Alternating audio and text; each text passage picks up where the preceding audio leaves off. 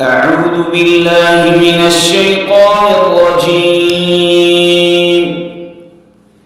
بسم الله الرحمن الرحيم. ولا تقولوا لمن يقتل في سبيل الله أموات بل أحياء ولكن لا تشعرون. ولنبلونكم بشيء من الخوف والجوع ونقص من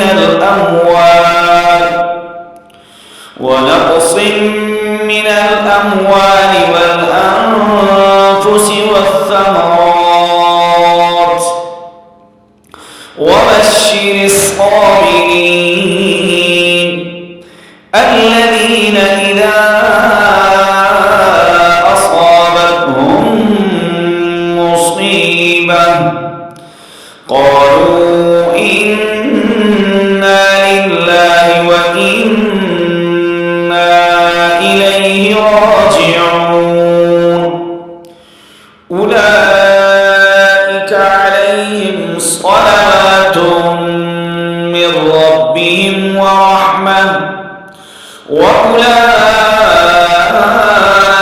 هم المهتدون.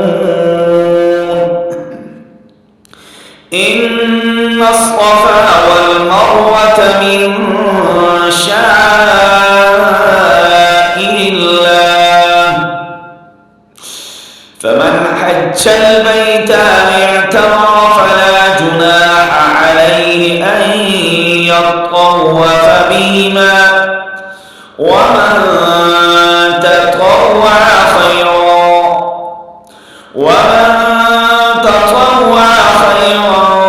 فإن الله شاكر عليم.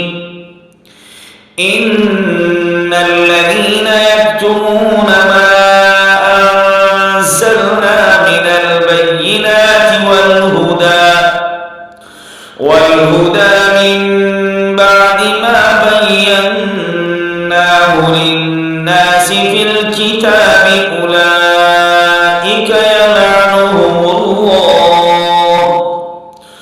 أولئك يلعنهم الله ويلعنهم اللاعنون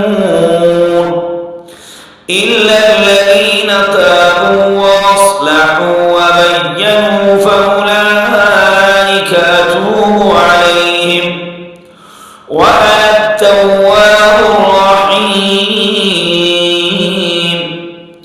إن الذين كفروا وماتوا وهم كفار أولئك